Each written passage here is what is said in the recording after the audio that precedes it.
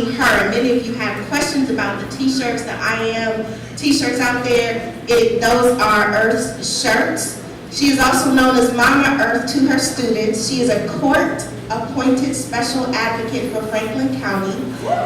Ms. Jallow is also a radio television personality for Radio 1 and Bounce 23 TV. She is an original member of Chisan West African Dance Institute, and honey, she gets down. She is the owner of Down to Earth Public Relations, Inc. Many see her strength and tenacity as a strong, empowered woman, but many don't know the violations she endured to build up that strength to fight back and to fight for others. Please celebrate Mama Earth. You and me was created in the image and the likeness of God. So, therefore, God must look a little bit like us, ladies. Come on now. We've been read now. But I'm here to bring us back in. You know, I want to say, you all are so lovely looking. Y'all are nice looking crowd. Did y'all say that this morning? Y'all look really, really, really good today. Oh, give yourselves a hand.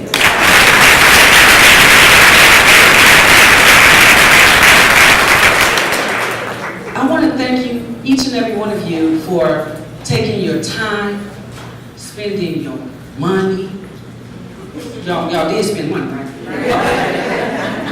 And your energy, just to be here with little old me today. Little old me, here.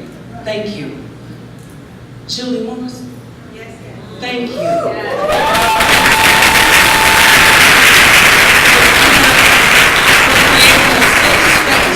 Where we can share our experiences and heal. Amen. I want to thank the ladies who spoke before me. Without your experiences, a lot of us in this room would have had to go through the same thing, so you took that L for us, and I appreciate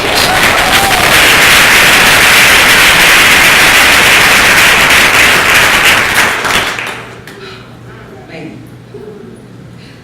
The little girl in me wanted to talk to you today, but I told her that wisdom needed to be present. This was a healing space and not quite yet her venue.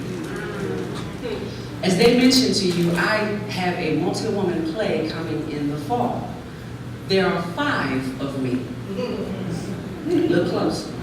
There are 5 of me and 3 unmedicated. I always said I had to build my family because I am a motherless child, but she's not dead. And God came to me on Thursday evening before this event. And I always tell people I had to build my family when I came to Columbus, Ohio. So I had, my daughters. I have 2 beautiful daughters, and I wanted them to have the grandmothers and the aunties and the uncles and the nieces and little cousins that they didn't quite have where they came from. And so I was laying there on Thursday evening, and I was going over this in my mind and going over it and rewriting it and re-recording it and rewriting it and rewriting it. And it just didn't come out the way I had hoped. And God said, not only did you have to build your external family, but the 5 personalities that live in you are also your family. Now I'm going to get to that in a minute. So I finally convinced the little girl to allow wisdom to tell her story. So today you are privileged to be introduced to Fatu. Fatu is an African woman. I don't really know Fatu's age. But Fatu wanted to tell the story of the little girl, and she wants you all to close your eyes. And she wants you to remember, the only person not allowed to close their eyes are the timekeeper, me and her, because she and I have to look at each other, because I'll be up here and they'll be putting me out, turn off the lights and everything. Yeah, okay. Close your eyes and remember your little girl and you. what was she doing between the ages of 5 and 7? Close your eyes and remember that little girl. Was she playing, eating, laughing and jumping, talking to her mom, her dad, enjoying her life? Your eyes ain't closed. Yeah, right now. Close your eyes. Don't dig her up. Take up deep breaths. Find that little girl. Okay? I still see folks looking at me. I'm confused.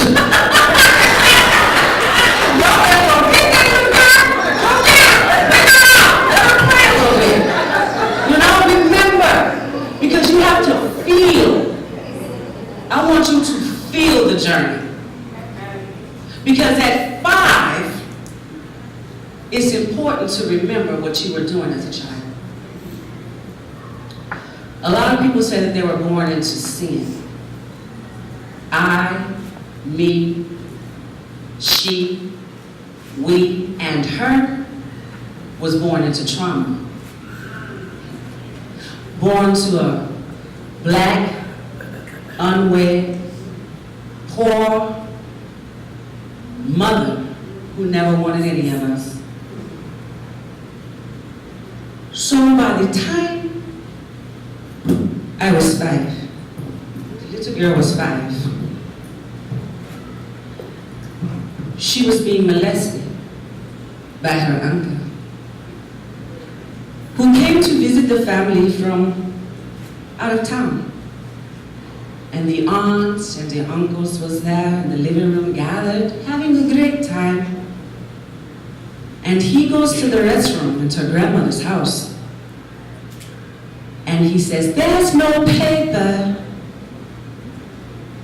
So they say, "Girl, go get the paper and take it to him." So she climbs the stairs and she gets the paper and she hands it to him, but he pulls her into the bathroom. He closes the door and she's scared as he closes the toilet lid, sits down and places the skirt between his legs and his hands between her legs. "Do you like that?" he asks her. "No, I don't like that." So he says, "It's okay, you'll learn to like it." And he puts his hand on her flat chest. There's nothing there. She's 5. She doesn't like it either. Then he pulls her just a bit closer and he places his tongue into her mouth. Ugh, she thinks, this is so nasty. Nobody's calling me. They always call my name. No one's checking for me. Oh, where is everyone? I can hear them laughing. No one's calling for her. She feels alone, sad, abandoned. He pulls out $1, 2 quarters, and a dime, and he places it in her overall shorts pocket. "You'll be fine. This is our secret," he says. "Just a secret. Don't tell anyone." And he exits the restroom, down the stairs, but the little girl remains. She's crying, she's violated, her mouth is nasty with the cigarette smoke, so she washes her mouth at the sink with the toothpaste, and she spits it, and she looks in the mirror, and she realizes there's a piece missing now. She's no longer the same. Nobody came for her. So at 7, her mother works overnight, 11 p.m. to 7 a.m. The babysitter is 2 doors down. She has 2 daughters herself. The oldest girl is just mean for no reason. Nobody likes her. But the little girl and her 1.5-year-old brother will be fine if they stick together. So one night, the babysitter says, "Hey girl, do you want to go to the airport with me? I'm going to go pick up my friend." "Oh, okay, but what about my brother?" "Oh, he'll be fine, he's sleeping." "No problem." She's excited. 45 minutes to the airport, 45 minutes back. When she returns, she hits the landing of the stairs, and the oldest girl is there. "Your brother woke up while you were gone. I beat him."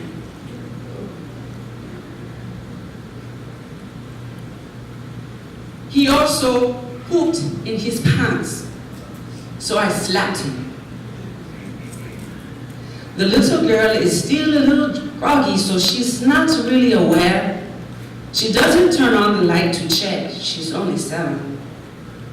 She finds her jammies at the bottom of the bed. She puts them on, and she sleeps next to her brother. The mom comes in the morning to get the children, but the little girl is woken up. "Your mom's downstairs, she wants to see you." "Okay." But something's not right when she gets downstairs to the dining room. The mom is visibly angry, and she has her brother on the table. "You beat your brother?" she asks. "No, I would never do that." "Oh, somebody beat him. He has handprint on his face. He's scratched up. You did this." "No, I would never do that. I love my brother." Well, the babysitter says her daughter did not do it. The babysitter says she did not do it. "So you did it?" No, Mom, I did not do it." She slaps her to the ground. She's crying. "You beat my baby. I did not do that." She grabs the curtain rod and she beats the child. All around the table, all over the couch, and the child is saying, "No, I would never. You did that. Stop lying." No one is coming for her until the babysitter decides to say, "Okay, that's enough." As the mom gathers the brother to go home, she tells the girl, "I hate you. You are not welcome back in my home. Don't come there." She's 7. She's now abandoned. No one's coming for her. What does she do? So you see, she's not dead, but the little girl was abandoned. She never, ever mended that relationship. Her brother dies, and it's no more. So you see, I haven't seen my mother in over 10 years. And you can reach out to people, and you can try to do what you can do. But when your soul cries out, you have to save yourself. So in this room, I see so many connections. So the family that I built externally and internally should be built by you as well. You don't have to feel alone, abandoned, abused, because you're one person next to you away from your freedom. Every one of you has something to offer. Offer it to the sister sitting next to you. You have mothers in here, the 60 and up. Hey ladies! They became my mothers and my grandmothers. They became that for my children. Because God never left me, never left me. I always felt the presence of God in my weakest moments. In my worst, weakest moments, I knew that I I was destined for something more than this. So I became a midwife to all the little girls and the mothers and young mothers who didn't have anybody in there when they were giving birth. Because at one point, that was me. I have 2 beautiful daughters, and my mom was never in a delivery room. So I became that midwife for those who needed it, because I knew how it felt to be alone. So I only can do what I know. So every experience in here is a lesson to be learned for you to grow and for you to water someone else. It's not yours to keep. It's not. It's for you to share. We are the most powerful creatures on this planet, and that is what we need to remember.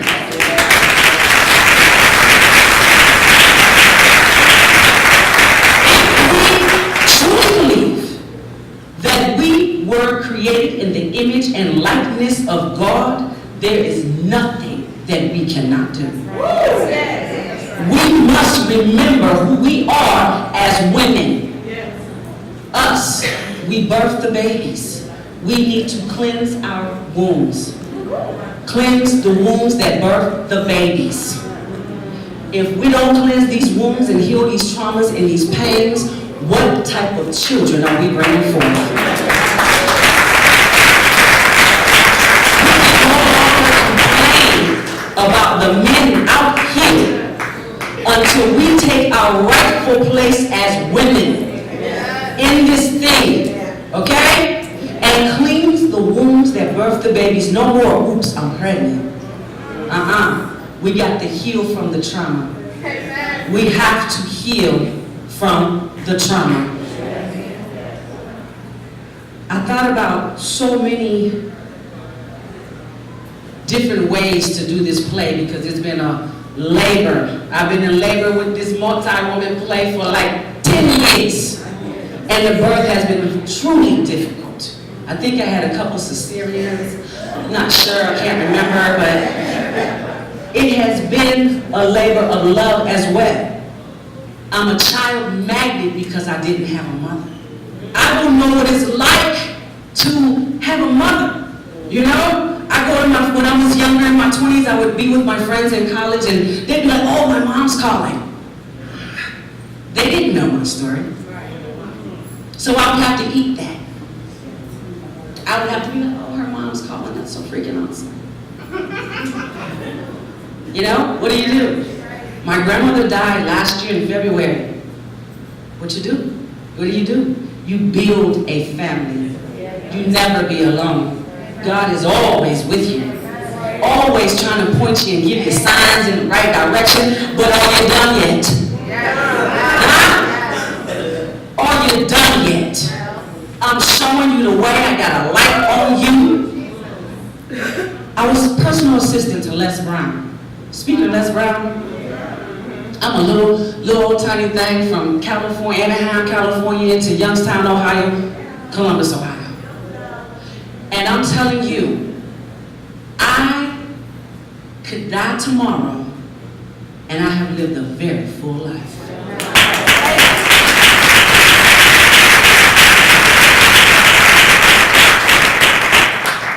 I was in the shower in Chicago with Les Brown, and the ancestors came to me in the shower in the hotel room.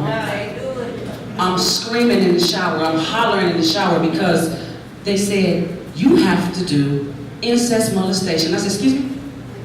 And I'm looking around like this. I said, I can't do incest molestation. They said, oh yeah, you're going to do incest molestation. I said, but why? And it was multiple voices. And I said, but I'm going to have to destroy the families. And they said, well, destroy them because they're not built up right. Come on now. I said, but then I'm going to have to tell my story. And them ancestors said, it ain't your story. It is the story of the world that you have to get out here and tell. Be transparent. Either you like me or you don't. It took me 40-something years to learn how to love me, and I don't have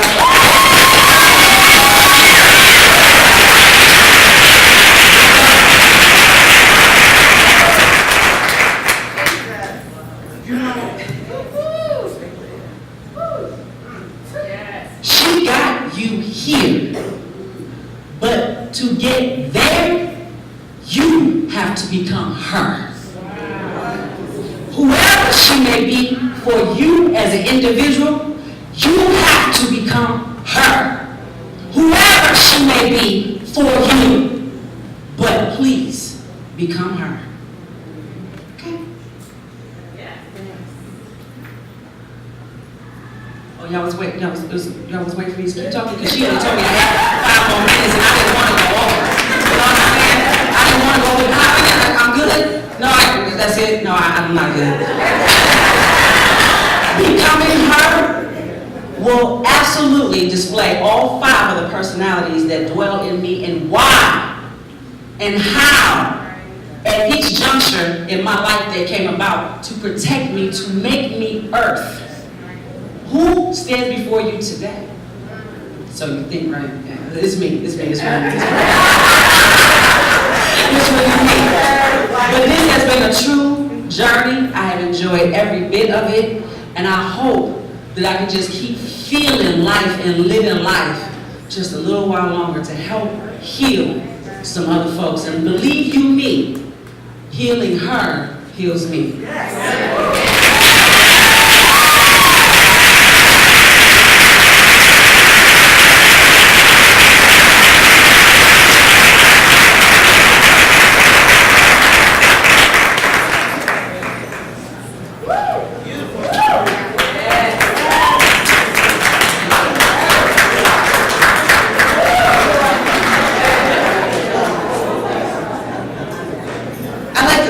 Breathing in between. Sometimes we rush from one thing to the next without actually just. That was a lot. That was a lot. I don't know about you, but I struggled to remember my 5-year-old self. It's like, what? And then why can't I remember her? Gosh, it was a while back, a while ago, but. Some of us need to have conversations with our 5, 6, 7, 8-year-old self.